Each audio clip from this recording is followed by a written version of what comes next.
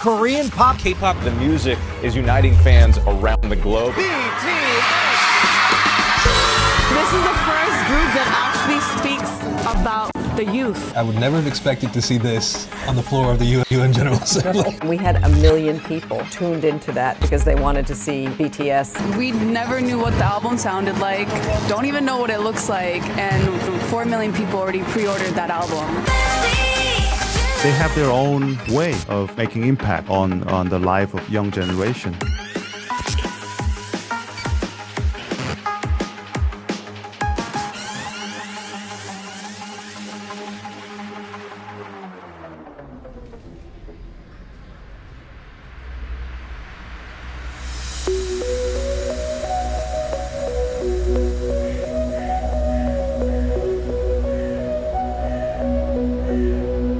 So K-pop cup sleeves originated from Korea. They were done in a lot of cafes, and actually, so there were fans who went to Korea, saw these cup sleeve events, and decided to bring them over here. I think the first one was done in California around 2017, 2018. They were really small at the time. No one really knew about them. It was when the first significant one I knew about was hosted by a group called Bubble with Love. And so they started hosting it in SoCal. And so it started gaining so much attraction. Like, people will wait 5 hours in line just to get this cup sleeve and drink. And so eventually it just grew and grew and grew. And especially after COVID. Before COVID, there were maybe like 3 to 4 groups in California. Like, it was really, really small. But after COVID, groups started hosting events like crazy. Sometimes there'd be like, I think at one point there was like 12 happening in 1 week all over just the SoCal area.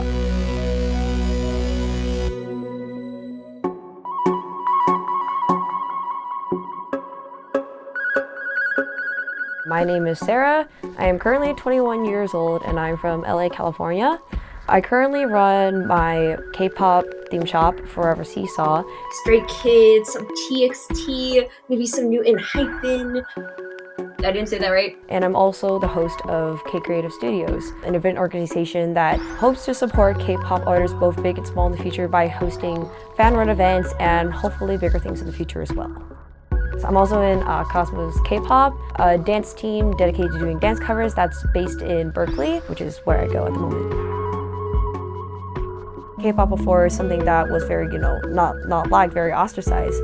So to find people like who are okay with taking all of that, for taking like all the hate and everything they've seen in their lives, and where everyone can essentially thrive and have fun and be together. It's super important that a lot of fan groups remain active, because without them, people don't know where to go with it.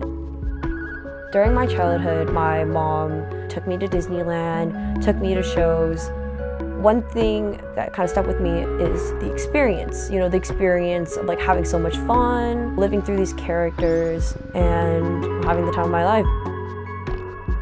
When I was a kid, I was at first very shy. I wasn't talking for a while, so they had to send me to speech therapy. I definitely kind of grew out my shell the older I got. Definitely label myself as an extrovert.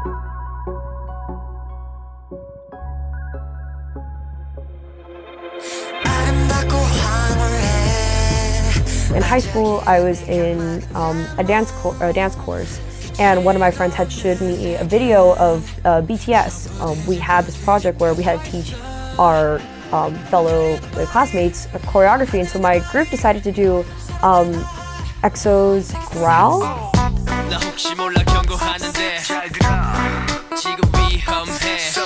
And I really enjoyed the dance. I didn't even realize it was K-pop. After watching it, I was like, wow, this is a really cool dance.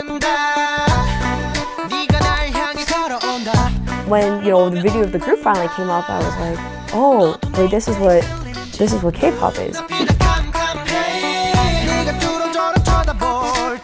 At the time, I think I would still consider myself like a casual stan. I'd never gone to any K-pop concerts still until BTS came to the Staples Center in 2018 for the Love Yourself tour.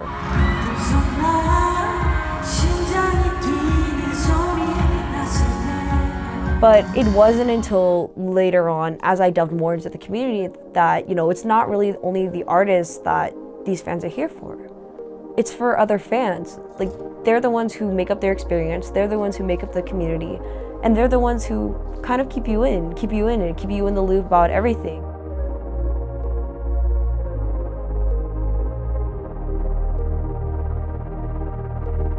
Most of my friends that I have nowadays we found online through the fandom. We ended up all meeting up at concerts and things. So it was just like bringing the online fandom into real life with like concerts, these events, everything like that. I think I've met a lot of friends, like people I care about a lot to this day, through K-pop, through seeing their art, or just interacting with them online. I get to see so many different people that I normally don't get to see because normally my shop is online. So through that, the only way I get to meet other stay fans is like I see their names on the orders, and that's pretty much it.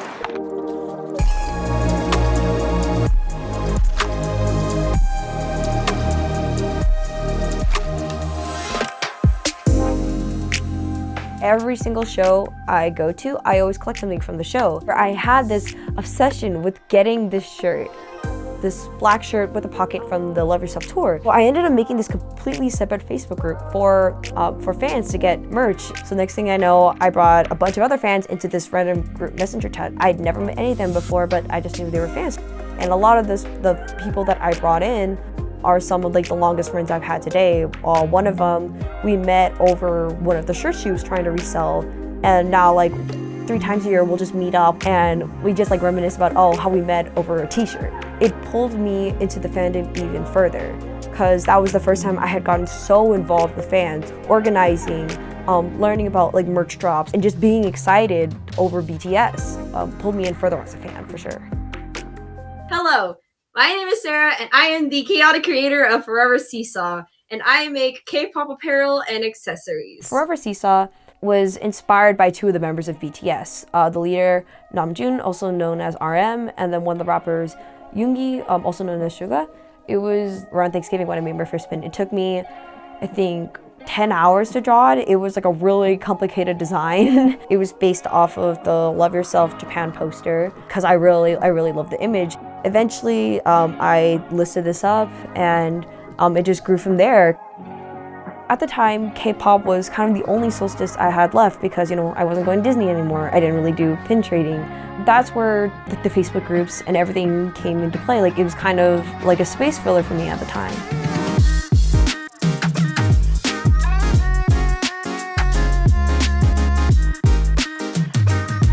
My mom wanted me to learn how to talk to adults without being scared of them, but she thought Disney pins would be a great way to do this. So she bought me my first set. She told me, go up to the employee and ask if you can trade with them. It started becoming an addiction for me and a way for my parents to kind of reward me.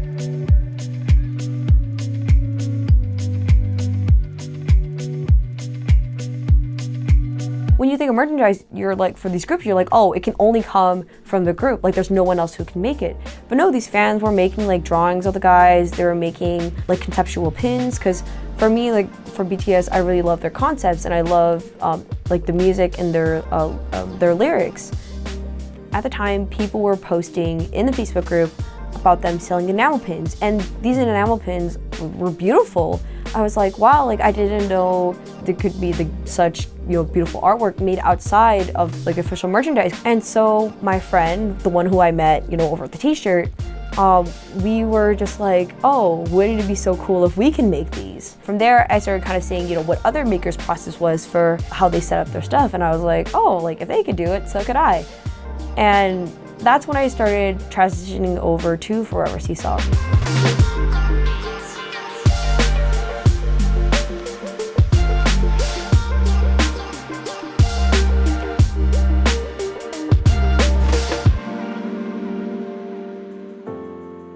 When I started transitioning from doing face pins to conceptual art and apparel, people were really excited because I believe my stuff is very subtle. It's something that a lot of people can wear out and not even know it's related to BTS.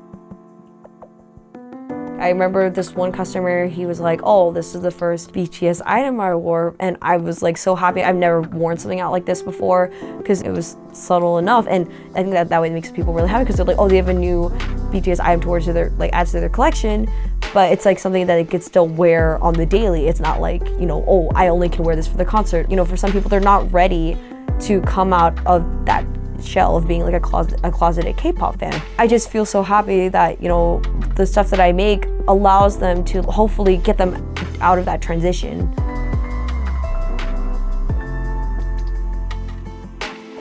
So K-Creative first started wanting to improve an experience for fans. What we're trying to do right now is build events for fans, no matter how big or how small a group is. Because even though BTS is my ultimate favorite group, I still they went through a rough time, and they were a small group. To think that so many other smaller groups are also going through the struggle and may not get that recognition, even though they are really amazing, it's kind of motivating me to be like, oh hey, what if I can use what I have as a knowledge, my knowledge as a fan, and kind of apply it to the industry to try to help it grow. To any fans that are trying to find your place to belong, just know that there's a group and there's fans that will be there for you. There will be fans that will be there to support you. It's just a matter of finding who you are and just not being afraid of going out your shell to find them. I'm really glad I was able to get out of my shell and able to explore, because through meeting other fans and through my shop, it's made me a better person and so much more independent, and I don't regret anything.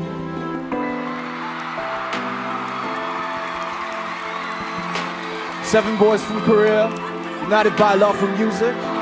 Love y'all. Want to give this honor to you guys. Thank you, Army. Thank you, Amos. Thank you. We pop for you.